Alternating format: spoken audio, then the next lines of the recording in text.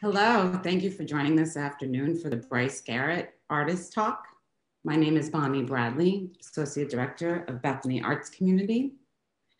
Bethany's mission is to create a space and environment where many forms of art can be learned, produced, and flourish.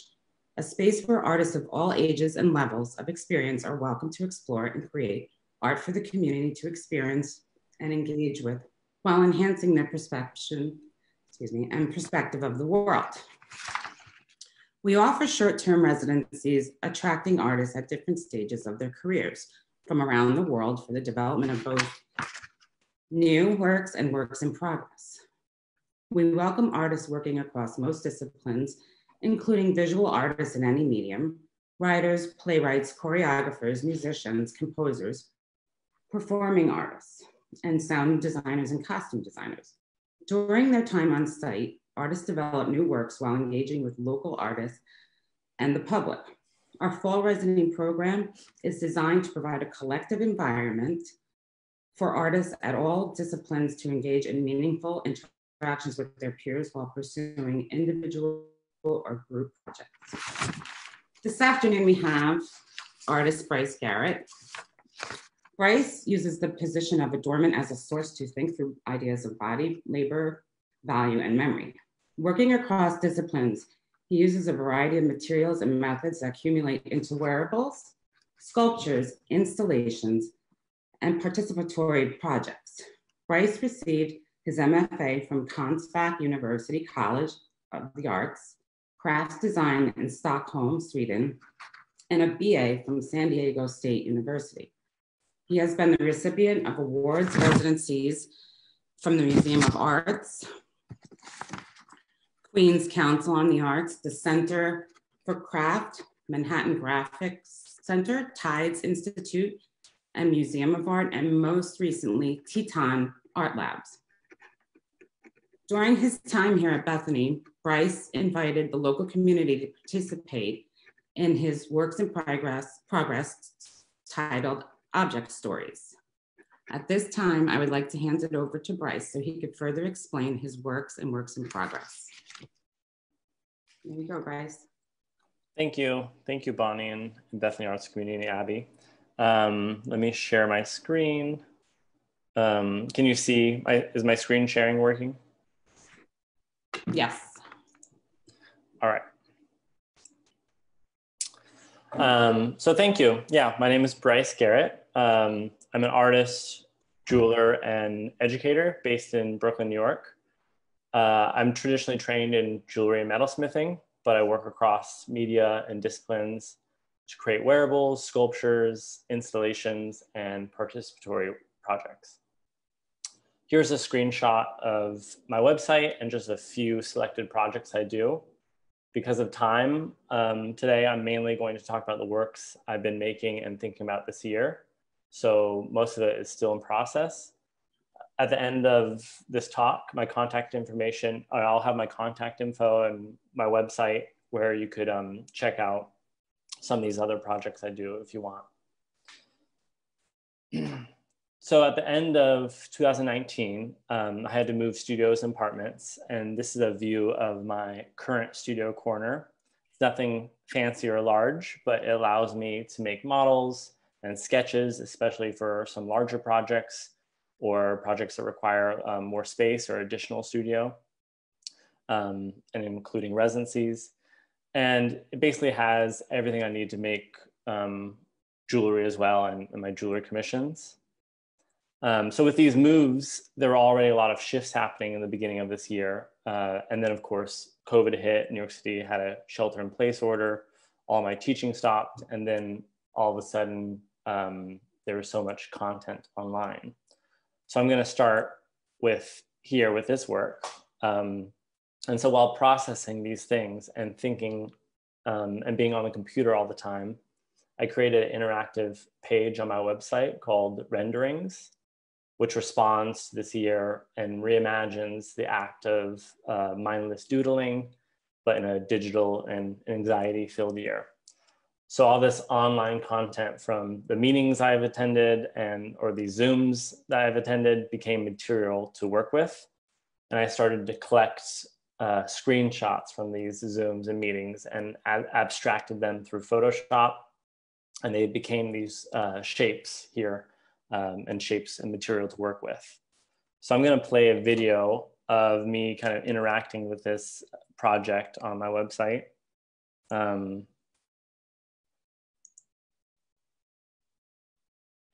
so this is kind of me scrolling down and up on the page. And then with these click and drags, you can kind of move all these shapes individually. So through these click and drag interactions, the page is an endless rendering tool to escape and multitask within these shapes and silhouettes. The work takes influence from the importance of interactions with my own practice, which is usually through teaching, participatory works, community projects. And I explore this involvement, with a new digital lens or relationship. In the end, it becomes a tool to make potential objects, patterns, and even jewelry. And so again, that was just a screen recording of me interacting with it, but it lives on my webpage and anyone can play with it and use it for whatever purpose.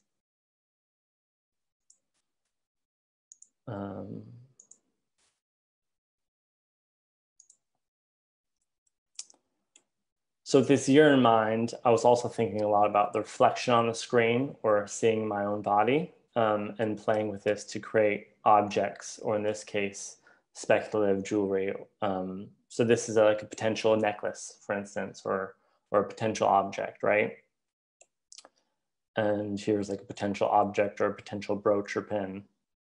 And so these are kind of some of the results I created from interacting with this project. And so that's another one.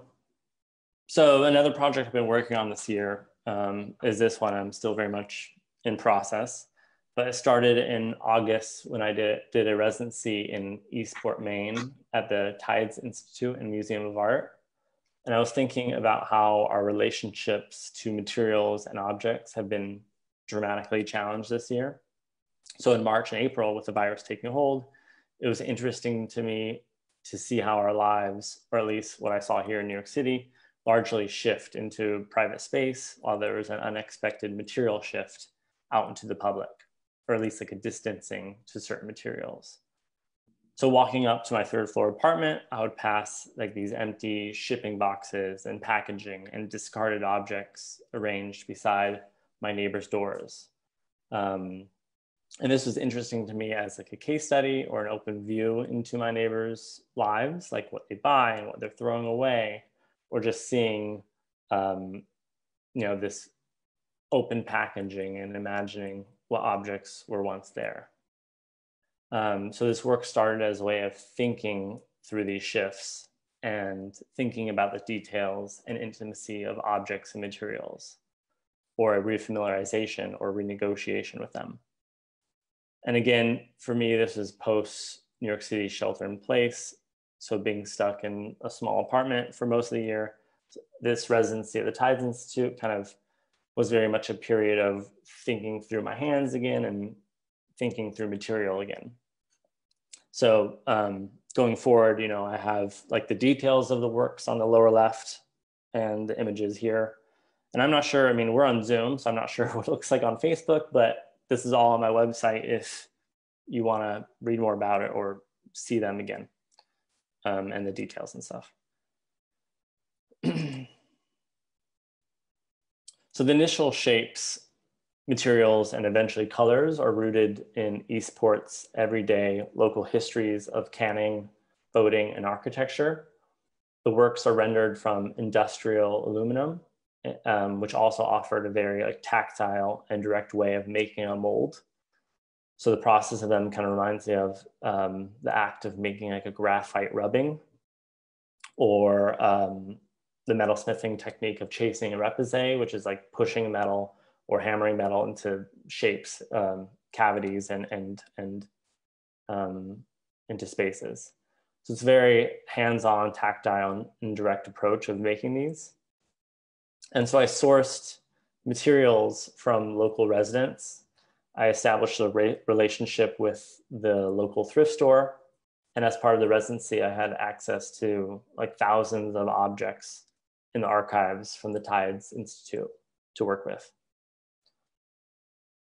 So with these objects, I would shape the aluminum sheet around them into like thin, delicate, and empty replicas or molds. And they became these aluminum installations, like the works I've been showing, but also I would layer them into assemblages. And let me move this actually. Into assemblages and then cast gypsum panels from them. So I say gypsum, which is like essentially like a plaster, but really I use hydrocal, which is a mix of gypsum and cement. So it's like double the strength. And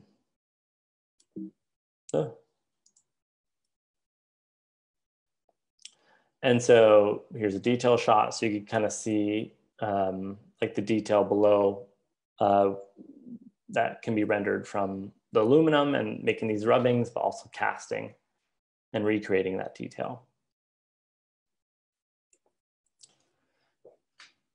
In October, I was invited to do a residency in Jackson, Wyoming. And it was through the Teton Art Lab, the Art Association of Jackson Hole, and hosted through the Anvil Hotel. And I continued to work through this work. Because of the dynamic of the residency was different. Here I only sourced objects from thrift stores and using these as an entry point into a community and like into my work. And so I'm fascinated with objects and their life cycles or economies. So I'm naturally drawn to thrift stores as they tell a story of the community through objects, like offering, a glimpse of what is valued or what was valued, or you can really visualize maybe who the people are or where they travel to or communicate with, etc. And I also like just how democratic they can be. So I began sourcing objects from these thrift stores in Jackson as a starting point and to shape the initial textures and forms with the aluminum and like what you see here. And so these are all wall panels. So they kind of hang like sculptures or like reliefs or like, and hang very much like paintings. And this is a view. So this is a view of the aluminum mold that I make for some of these. So when I cast plaster into it, everything here will be in reverse. So it's a very strategic act of constructing and assembling the aluminum sheet into layers. And also thinking in reverse. So something that is concave, once you cast it, will actually be convex, and trying to predict what that will look like and predicting the outcome, or thinking about undercuts and will I be able to separate the two, like the mold from the cast easily, etc. And when creating these, I mix up multiple batches of gypsum and mix in different colors. And depending on the timing of when I pour them, the effects can be very different. So, when you see what you see here, the colors can like bleed into each other or become almost like tie-dye. They can become very crisp edges, kind of like those pink stripes in the center. So just, using the time and when I pour them can create some of these effects.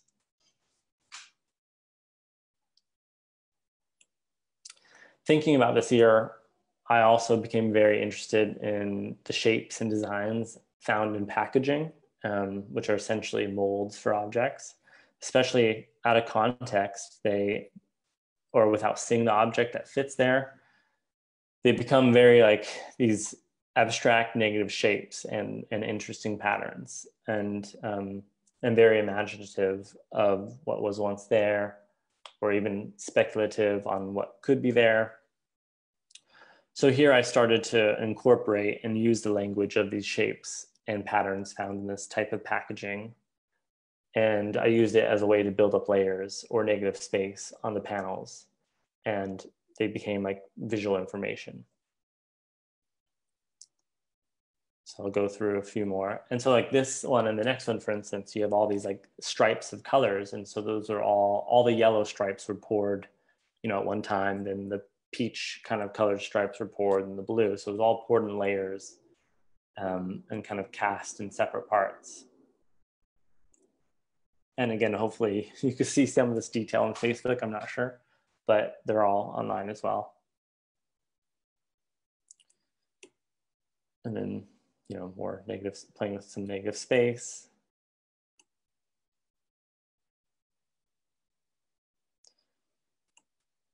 And so this is like a grouping of them to kind of see the scale together, you know, and the largest being, I don't know, maybe like 26, 28 inches tall. And again, there's hardware cast in place from the back and then like hanging wire strung. So they hang like a painting, but they kind of separate from the wall a little bit. So it's a little bit more like a relief or sculpture, wall sculpture. And so this brings me to the Bethany Arts Community and the project Object Stories, which I worked on here. And I initially applied to the residency with a more hands-on or participatory project in mind, but had to pivot due to COVID. I was still interested in exploring the relationship between, you know, community and objects, but transitioned this thinking into a like digital and contactless approach, which became this project Object Stories. Basically, all these images and squares, you could click and drag and move them around and scroll down, and it becomes this playful kind of interactive mood board, for instance.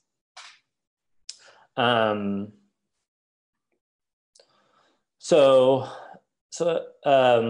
with every email received, I chose one image and added it to this page. And as of now, it lives as an interactive visual kind of mood board, as I said, where anyone with this URL link above can access these images and kind of play with the page. It's still very much in process and will definitely evolve in the future, but for now I see it as material to work with in the future and as an online web page. Or as an online web page, it becomes like a visual portrait of a community told through objects and visualizes these ideas of like, say, preciousness or memory of objects and value of objects and just storytelling as well. And for a little more context, Object Stories is definitely influenced from two previous participatory works I've done in the past. So these interactive projects have been part of my practice for a few years now.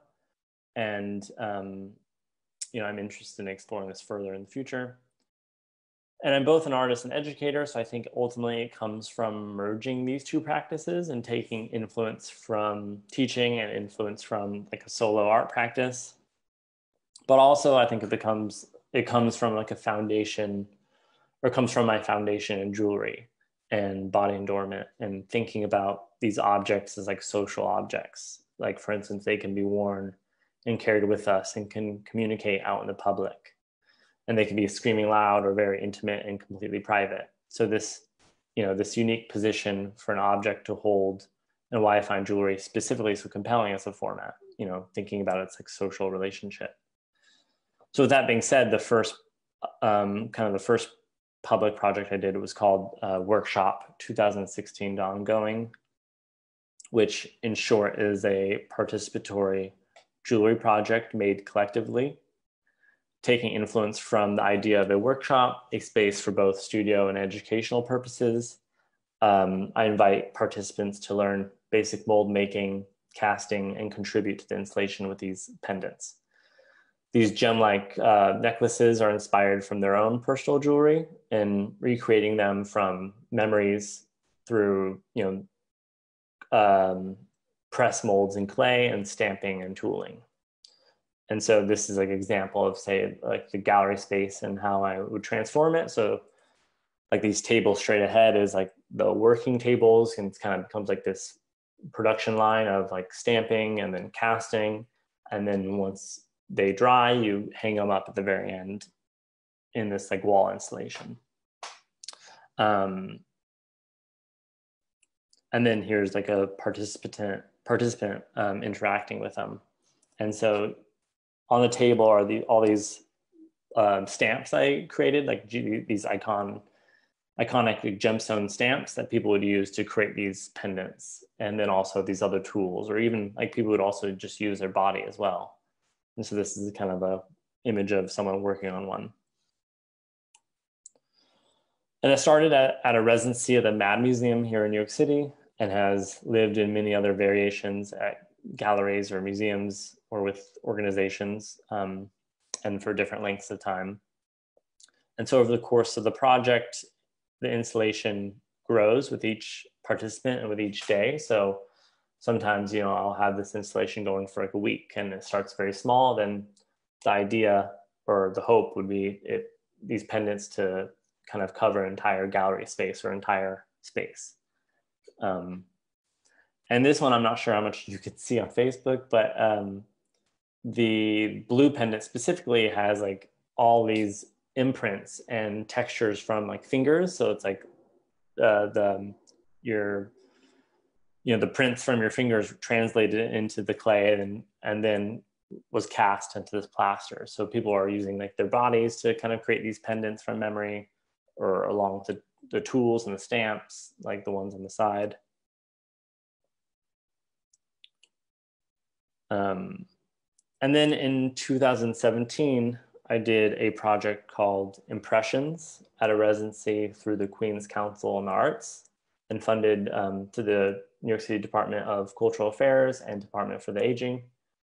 And it was a participatory project and installation of ceramic tiles made collectively with this senior center in Astoria, Queens, called Hinek. And participants brought in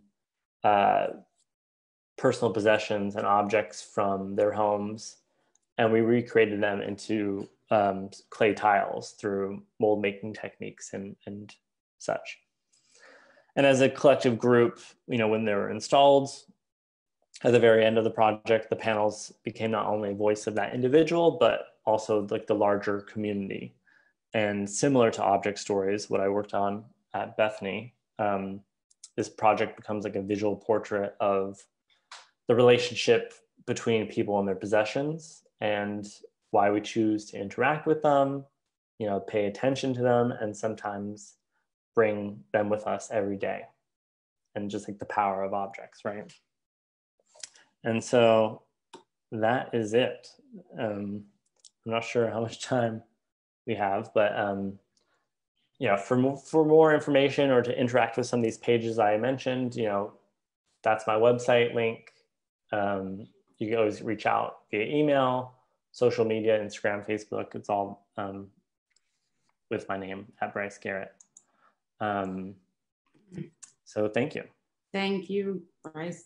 That was great. I do have a question with the Object Stories. Yeah, wait, hold on one second real quick. I'm not sure why my video.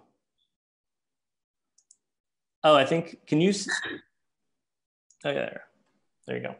There you are. Was there a particular object that really resonated with you in the story that you could maybe elaborate on?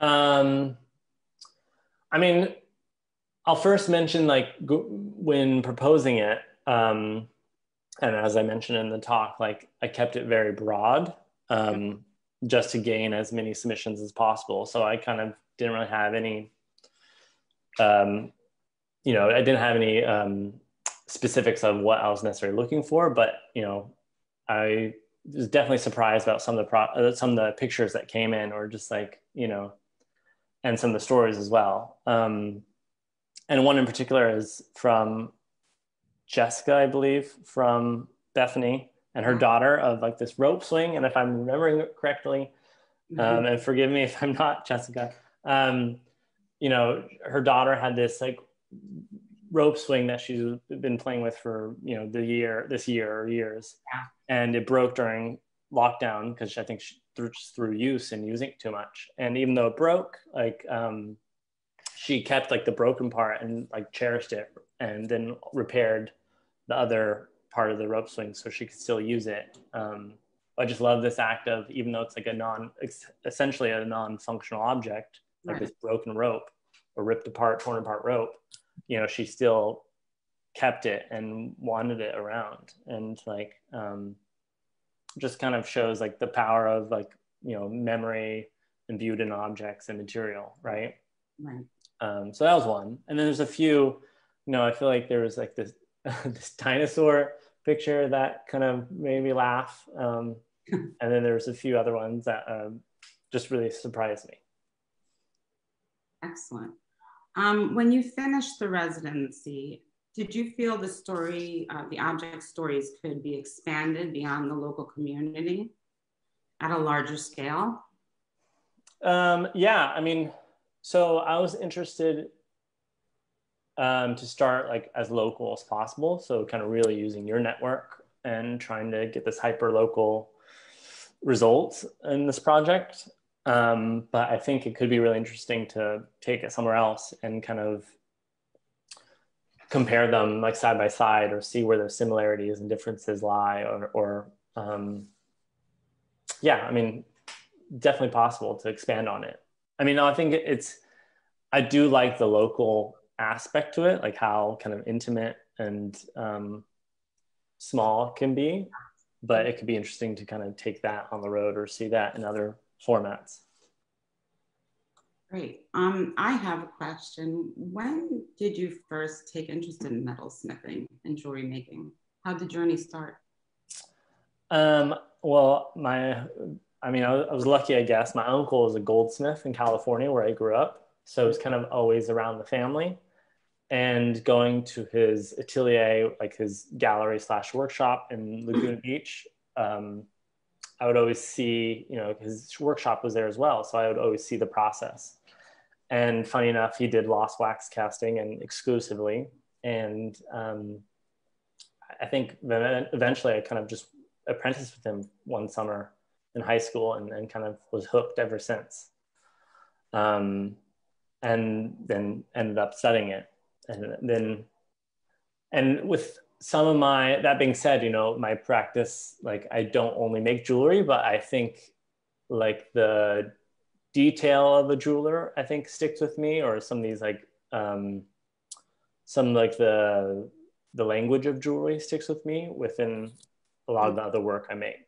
So whether it's sculpture or a participatory project, there might be a language of jewelry or a detail of maybe the jeweler or something. So yeah, that's how it kind of got started and evolved.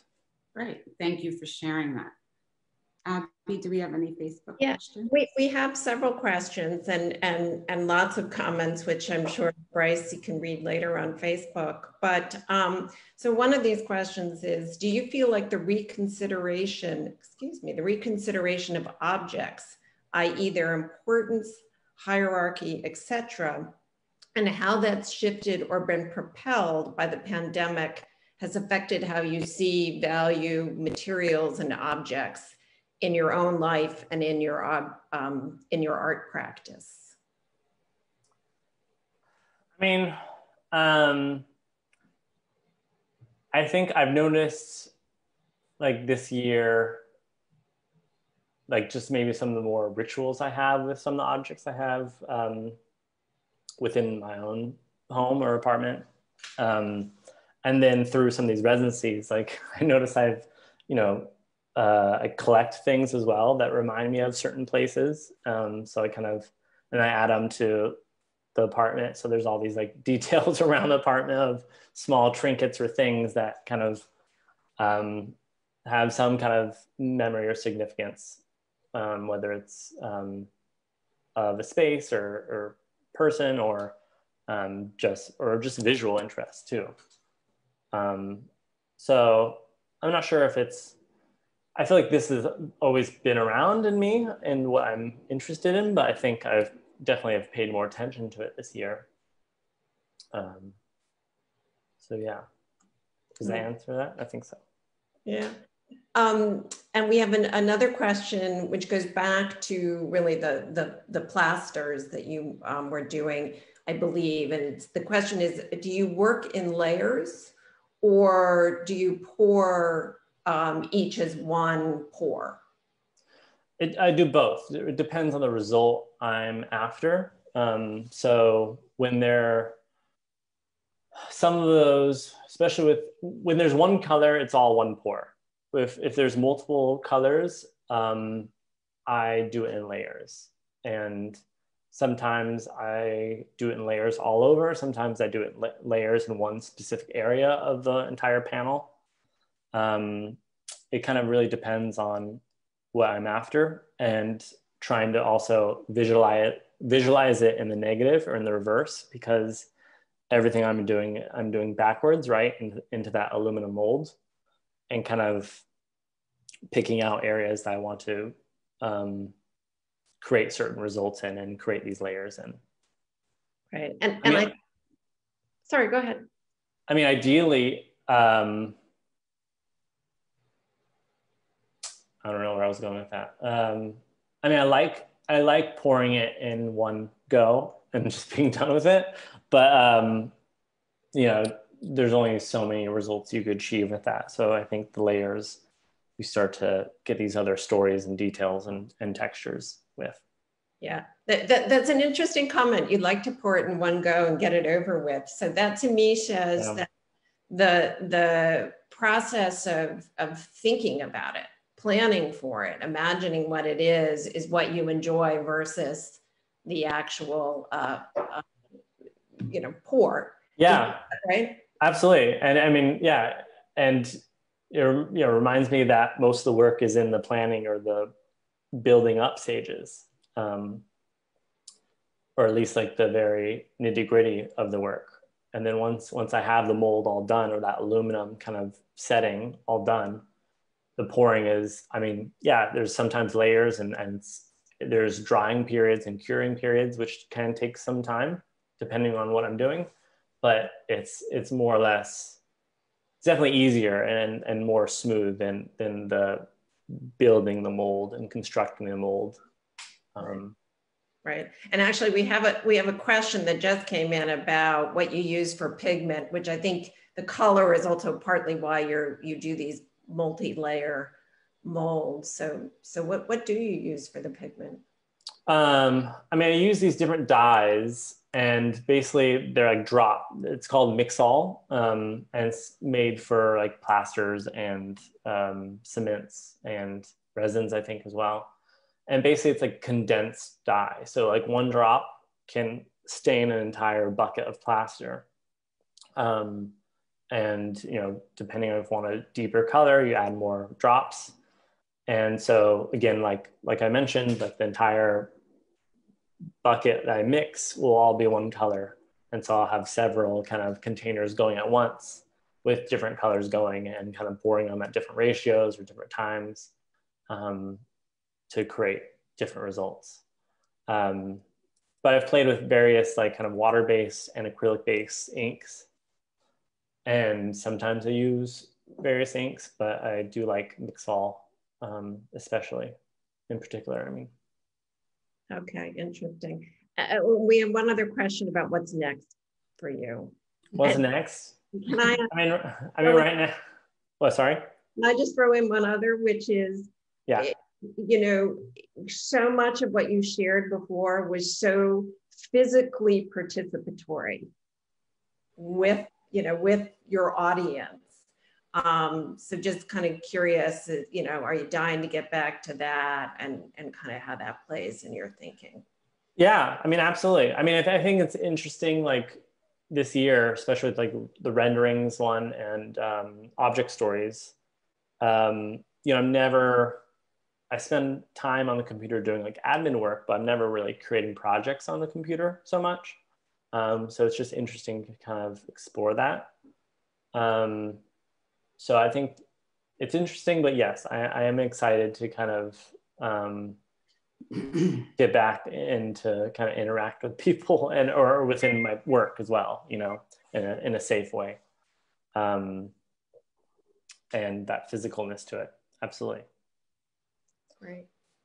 And then in terms of what's next, I'm kind of actually, just because, you know, my studio space and what I have access to, right now I'm kind of just recycling a lot of metals and using some gemstones from my collection I have and making more just wearable jewelry right now. I do have plans for some projects this upcoming year, but it's still works in progress, so I can't really say, but there's hopes for a few other projects I want to try in 2021, and hopefully they work out, who knows. And yeah, that's kind of it. Taking one day at a time. That sounds smart to me. Yeah.